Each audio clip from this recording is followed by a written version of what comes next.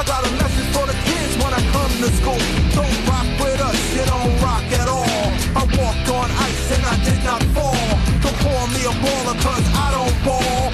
Call me better cause I'm better than y'all. I'm something like a foreign in his overall. So it's each from the guy standing over y'all. If you need a superhero, you know who to call. I'm not saving one, I'm saving all of y'all. I'm on the road to recovery. Just like who you will discover me. You gotta. Right on. What's happening? Do y'all know who y'all are? The next generation. Huh? Yeah. Y'all the future. That's right. See, I don't speak in past tense. I speak in the present tense. And before I say anything, I want all y'all to know in here, all of you, I'm big. Look, I'm not better than you. I'm not greater than you. I'm not smarter than you. And I'm not even more talented than you. How many of y'all love music? See? Put your hands down. How many of y'all love hip hop? How many of y'all love R&B and singing and dancing? Yeah, man. And rock and roll. All right. You can ask that question anywhere on the face of the earth. And all the hands will go up. And the reason why all the hands will go up is because we all are special. We all are great. I want you young people to understand something. If it wasn't meant for y'all to be successful and have everything that you thought of, you wouldn't be here.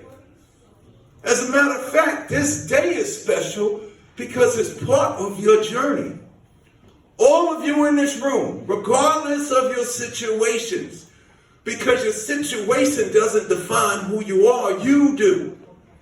Regardless of who you are, who you're with, what you've been through, and what you're going through, all of you have a purpose and a destiny you cannot possibly comprehend.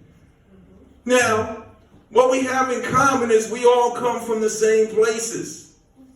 And we all go through the same things. We all have the same experience. And we hear about the same things year after year after year after year. But what y'all need to understand is, y'all, the only thing that changes from generation to generation, and it's not a generation gap. It's no such thing as a generation gap. It's an information gap. See, y'all created hip-hop. Y'all created hip-hop. The record company didn't create it. The management, the lawyers, the labels, the corporations, the radio stations, MTV, Hot 97, they didn't create that. Y'all created it. So you don't have to ask for permission to participate. All y'all have to do is create. You don't have to ask for permission and fight to be who you want to be. You just have to create and present to the world how you want to be perceived and received. And bring it to the world like you got a confidence. See, my son used to go through that. Yeah, he's inspired by Wiz Khalifa, Lil Wayne, Hobson, some of the best people in the business. And he started doing his thing, right? And he was always talking about Lil Wayne this and Hobson that and this and that. And I just asked him a question, okay, it's great to have inspirations. My inspiration was everybody before hip-hop was even allowed to be recorded. What that means was we wasn't in the studios. We wasn't on radio. We wasn't even allowed to go into the recording studio to record who we are. But we didn't ask for permission to do that. You know what y'all did? And the reason why I say y'all, the typical rapper in my generation was 12 to 21 years old. 12 to 21 years old. Your favorite rapper now is 25 and older. But y'all, you young boys and girls, y'all had something in y'all and y'all wanted the world to hear it, so y'all didn't ask for permission. I mean, in the 90s and the early 2000s, I used to see the young brothers and sisters standing outside of the record companies with their CDs. trying to, get an A&R meeting in front of the building here on 8th Ave at Def Jam and Universal. And you know what the executives used to do because they knew y'all were out there? They would go out the back door. But over 50 years ago, all our situations were the same: gangbang, and death, destruction, darkness, going to jail, selling drugs. The only thing that changes from generation to generation, y'all, is technology. See, y'all got computers in your pocket now. Ask anybody my age or a little younger. When we had to get information, we used to have to go to the library and pick up the encyclopedia and the dictionary. We used to have to read. We used to have to search for our knowledge. Yours is at the push of a button. And no telling, next year, you might not even have to use this. Next year, you might could just think, and the telephones pop up in front of you in the air, floating around. Right? Think about that. So the only thing that changes is technology. But 50 years ago, when young boys and girls like y'all wanted to be heard, you know what y'all did? Y'all took these microphones and these speakers, and y'all took the vinyl records that was in everybody's house, and y'all took the turntables, and y'all took it to the park. You took it to the streets. You didn't stand out of corporations asking for permission to exist. What I saw in here this evening was beautiful, because it shows me that y'all you realize you have everything necessary to succeed. But what you also got to understand is there's people put on this earth to get you where you're supposed to go. But there's also people put on this earth preventing y'all from getting there. So over 50 years ago, the young boys and girls just like you, they made a decision. They made a decision to get focused. They made a decision to let their skills, their abilities, and their dreams define who they are. Everything that y'all want is already yours. Now, I'm not the Pope. Do I look like the Pope? I'm not no preacher. I'm not no president. What I am to y'all is an example. I'm just an example. Don't call me a celebrity, because I am something they could never be. I'm not famous. That's the word that the world, that's the term the world tags to put people where they want them to be. I'm not famous. I'm just known. My definition of my celebrity or fame is I'm just known for doing something I like to do that some people liked. I don't like when people say, yo, DMC, man, I'm your fan.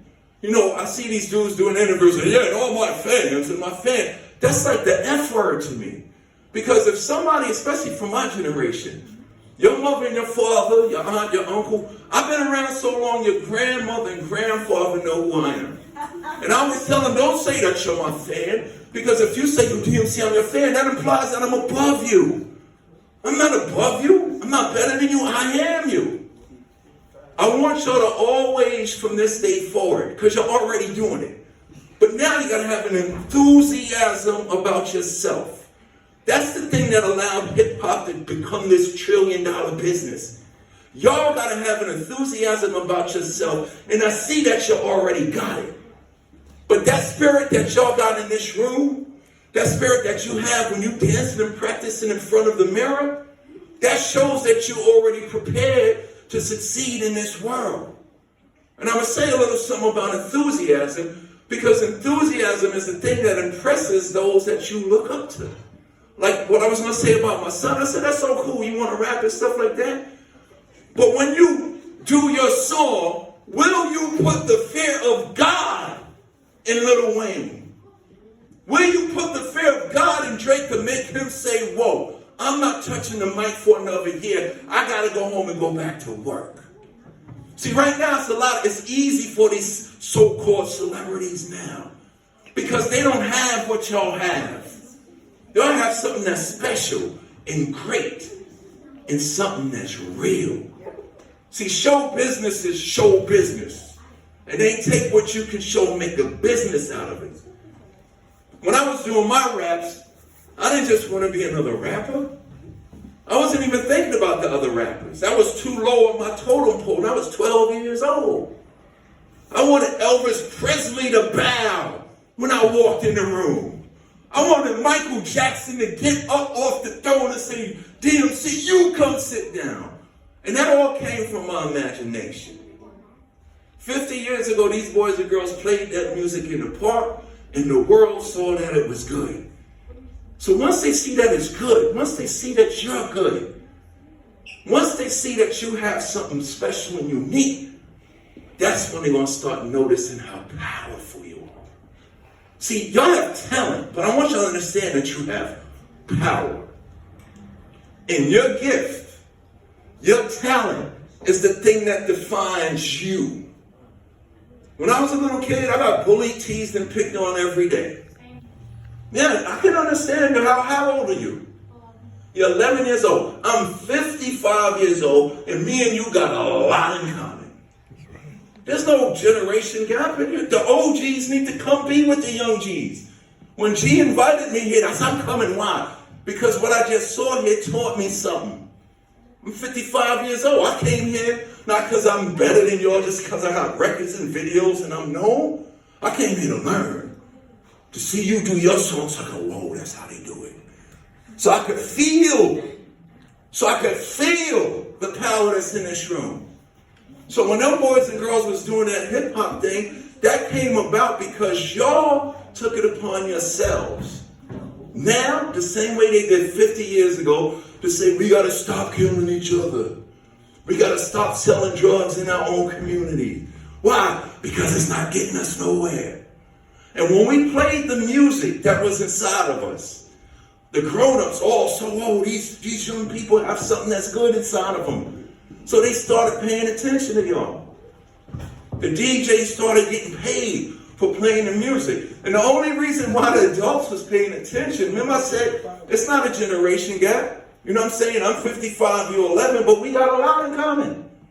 If it snows outside right now, ain't it snowing to me too? Right? Y'all getting hungry. I still get hungry.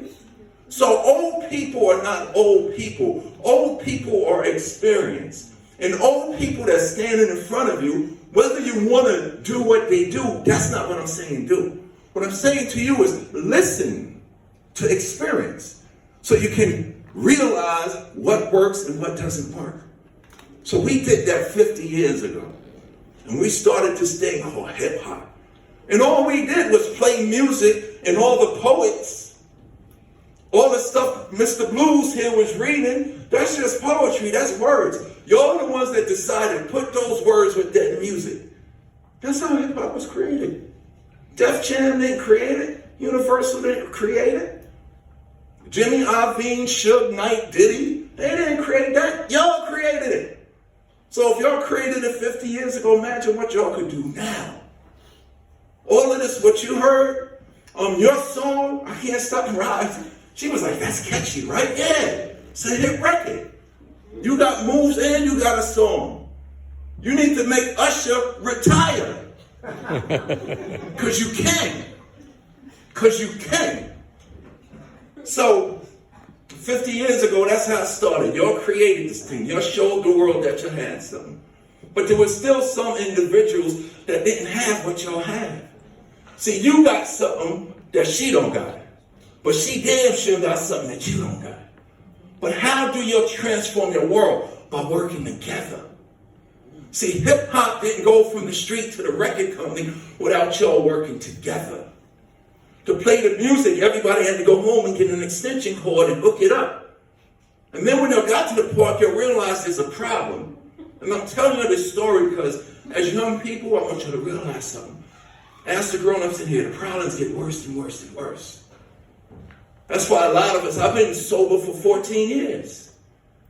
And everybody looks at DMC and Run DMC, what we did. When I tell them, what, you had an alcohol problem? I was an alcoholic, suicidal, metaphysical, depressed wreck. Who, when people looked at me on the outside, they saw the king of rock. But then it made me realize that, no, I ain't the king.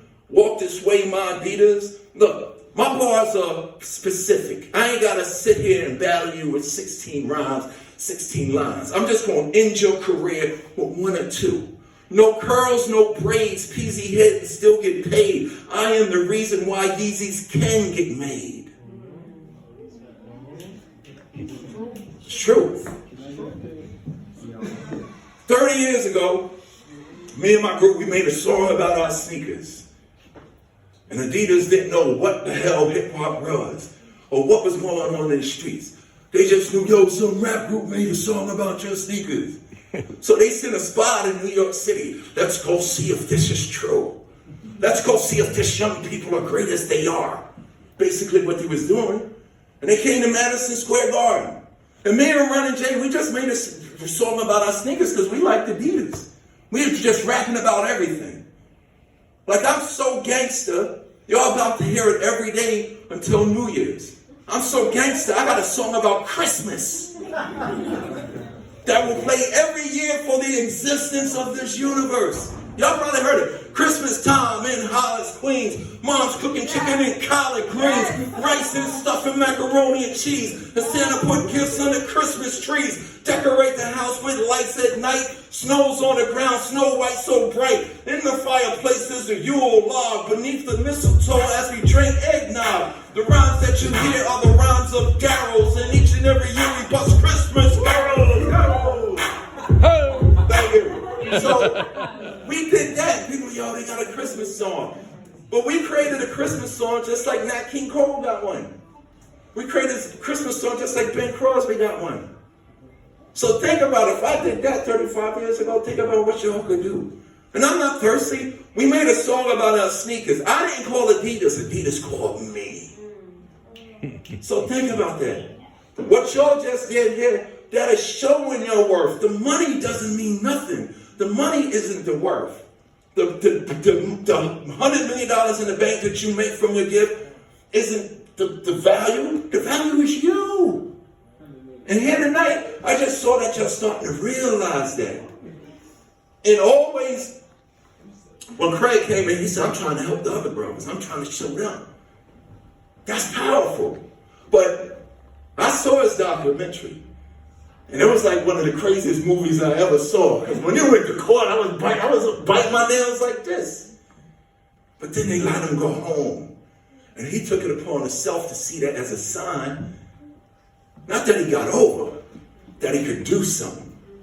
And see, that's what hip-hop is about. Hip-hop is just saying to all of you, whatever it is that you want to do it. But what's your purpose of doing it? See, when you make your life better, you make the people around you life better. Your family's life better. And then you make your neighborhood's life better, so on and so forth. So hip-hop, y'all boys and girls got talent because y'all put here to change the world. And the boys and girls that don't have what y'all have, they won't get inspired by y'all. But what's your name, young man that was dancing? Me? Yeah. Emmanuel. Yo, he just reminded me of 1980. He came out, started to, see, that don't change. The tape recorder changed, right? The computers changed. The computers used to be on the desk, they ain't got no problem. But he just came out here in this generation, and I was like, whoa, that's killer. So none of y'all excluded from any of this. So what y'all have to understand, there's going to be trials and tribulations. But if you every day wake up knowing that you got a purpose and you got a mission and you got a talent, life becomes a cakewalk. Life becomes a party. But like I said, obstacles are already always going to be there. Perfect example is we want the world to hear our music, but how does this work? How does all this equipment work? You need electricity. So the one kid that paid attention to all information, he listened when the elders talk. He listened when the old people talk. See, information is education. Education is information. The right information becomes an education, and then there's a transformation. See how that rhymes? See, information is anything. Your textbooks and workbooks in school, that's information. What people tell you, that's information. What you see on Instagram, what you see on TV and the movies, it's all information. What people around you say is information. The thing is, how are you going to apply that information with who you are and what you do?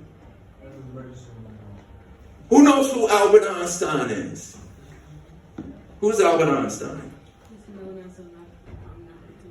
Yes, Albert Einstein was one of the greatest minds in history. You know what Albert Einstein said? He said, imagination is more important than education. He didn't say education wasn't necessary. He said imagination is more important than education because transformation happens when you put education with the imagination, or when you put information with the imagination. So I'm 55 years old. What's my importance here? Well, the first thing, without bragging, everything that hip-hop is doing right now, I've already done. Which is crazy. Everything, that videos, touring, making money, selling out guard, all of that.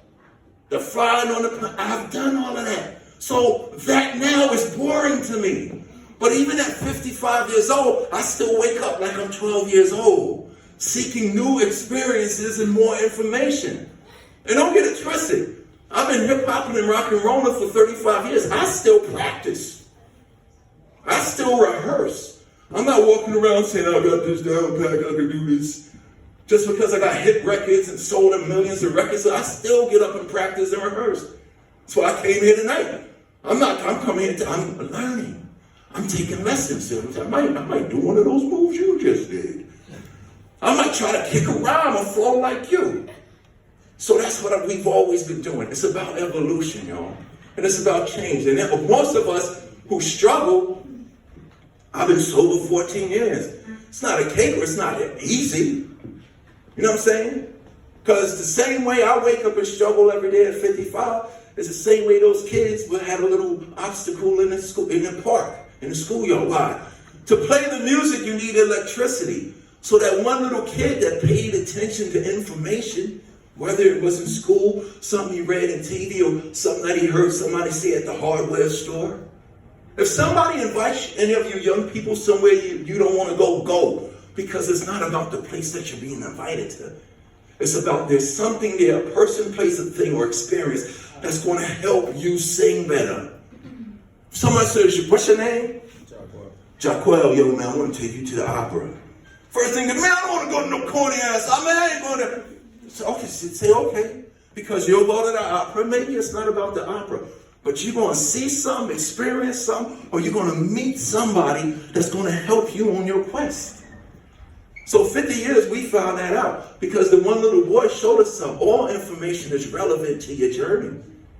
So we all in the park want to play our music, but if you don't have electricity, nothing's going to play, right? So one little kid said, yo, man, come here. Give me a screwdriver. What? Yo, give me a screwdriver. Hold on, man. We trying to play our music so the world can see how beautiful and talented we are, and you want a screwdriver. Man, just go give me a screwdriver. So one other kid ran home,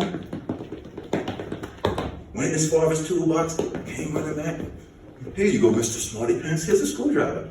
So that kid took the screwdriver. See, they still exist. Look outside. You see the light pole? You see the street light? The kid walked over to the bottom of the street light. He popped it open and there was a plug in there. Everybody was going, yo, there's a plug in there. So you know what we did? Without asking for permission, we stole electricity from the city of New York to play our music. And we played it really loud.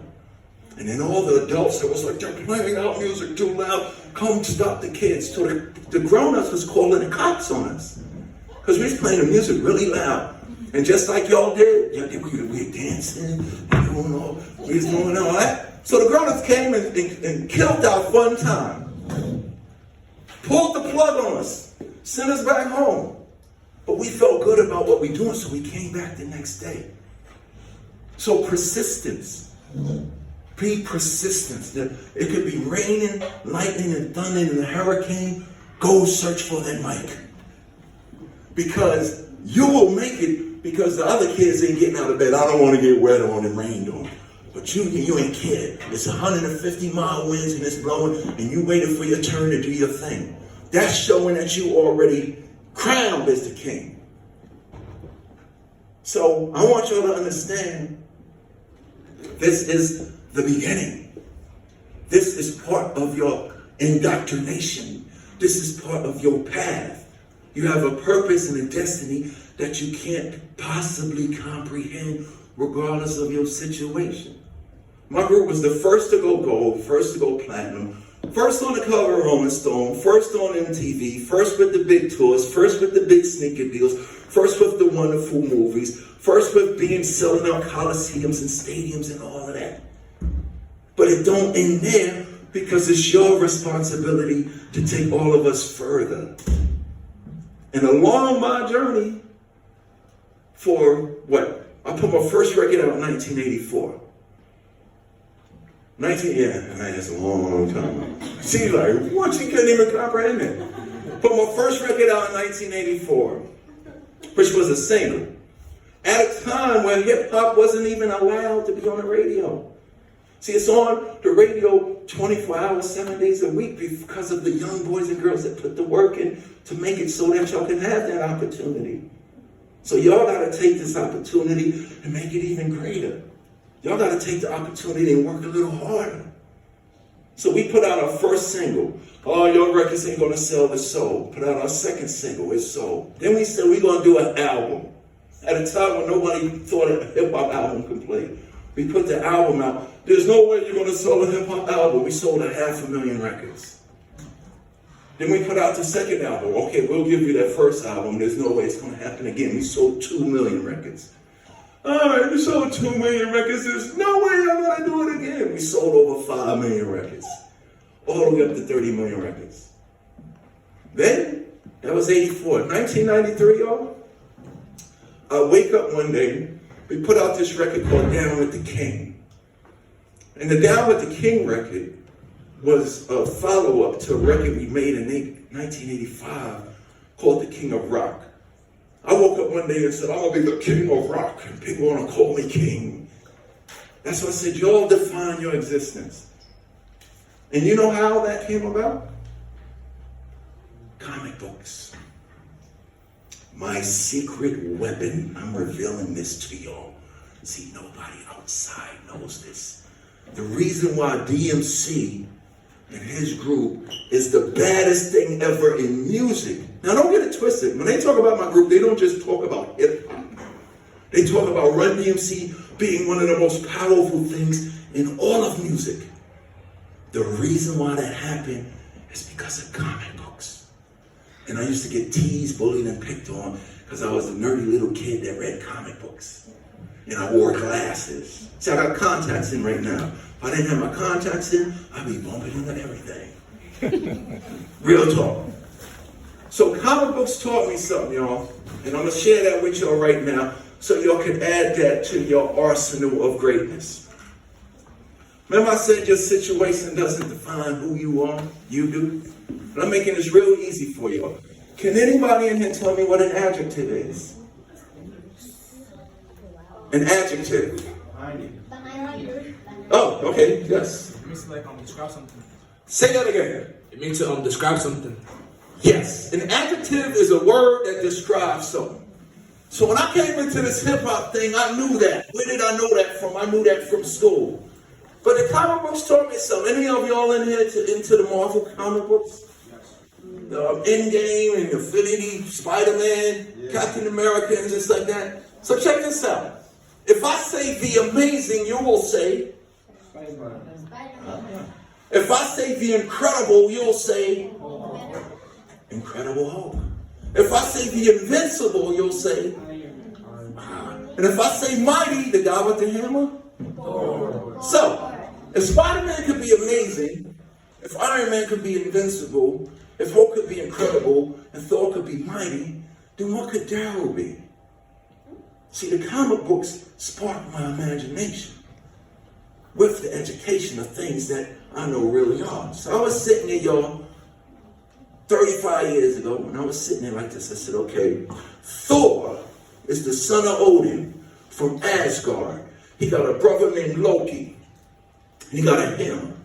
I'm Daryl. I'm in this universe. My father's name is Byford. I got a brother named Alfred. I'm from Palace, and I got a mic. So 35 years ago, you know what I became? Son of Byford, brother of Al. Banner's my mother and runs my pal. It's McDaniels, not McDonald's. These rhymes are Daryl's, those burgers are Ronald's. I ran down my family tree, my mother, my father, my brother, and D.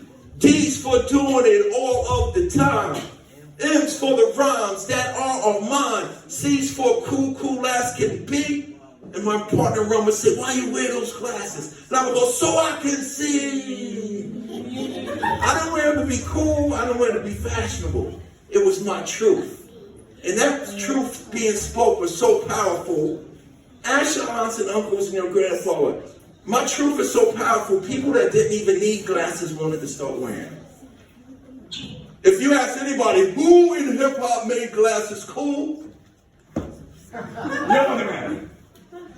So what I'm trying to say is, y'all, with your gift and skills, define yourself with an adjective and put your name after that and walk like you are that every day. I walk this earth. I see Lil Wayne. I see Drake. I see Cardi B. I see Diddy. I see all of these guys. You know when I walk in a room?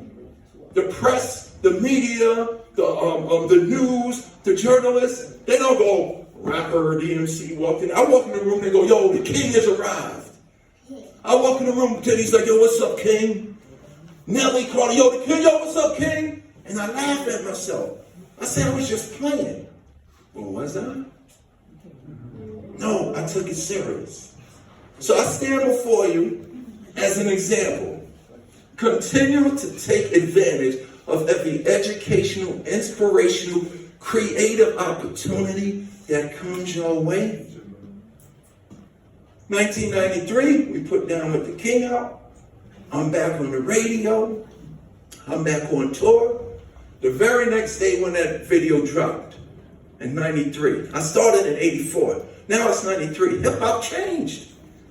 Hip-hop changed. I was the guy doing it in the 80s. We the guy that, almost created this hip-hop thing.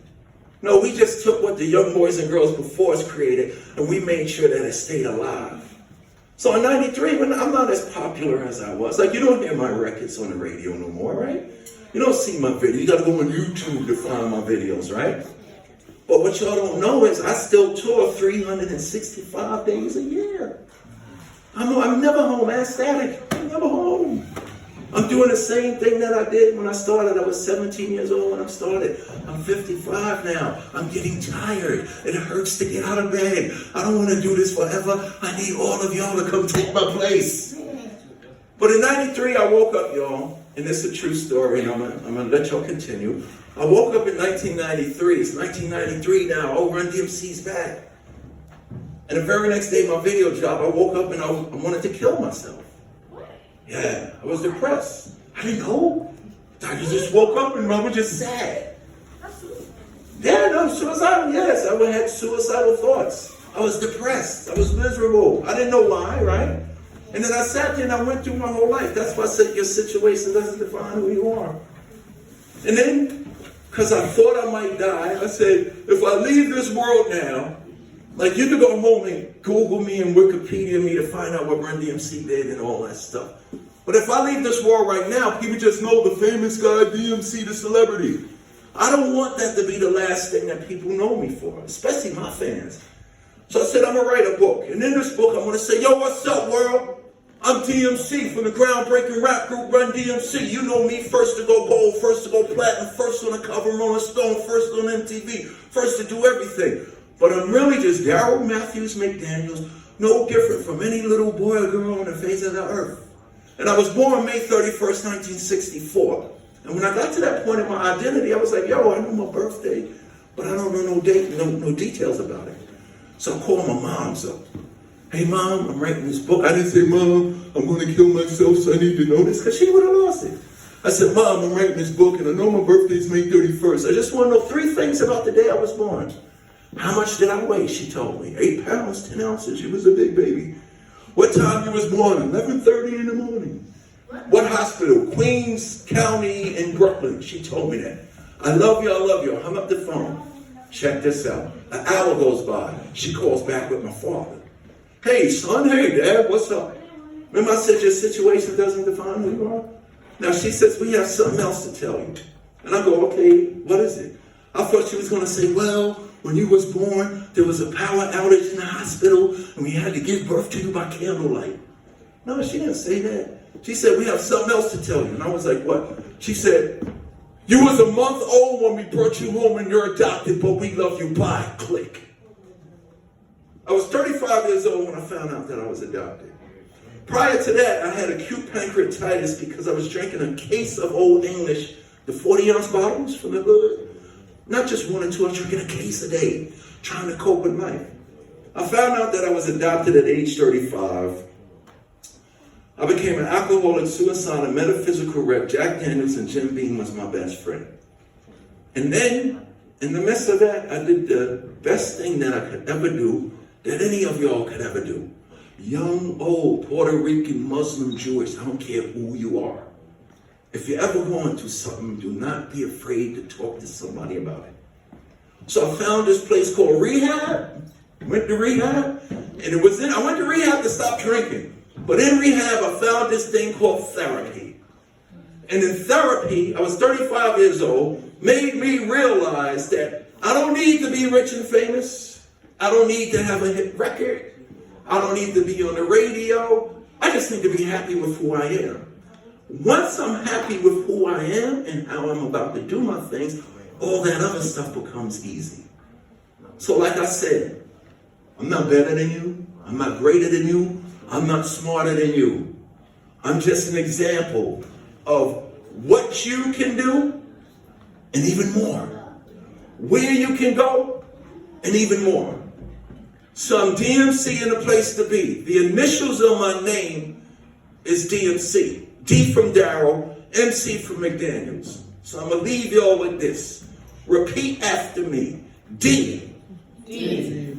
Is for determination. It's for determination. I am determined. I am determined To dedicate myself to make sure that my success happens. M is for motivation. I'm going to find people, places, and things that motivate me. If it doesn't fit who I am,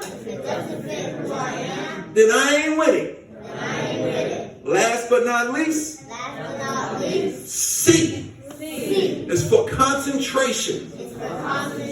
I'm going to concentrate and become committed to making sure everything I just said comes true, and I know it will. Cool. You gonna do a song? So my son is gonna come up and do a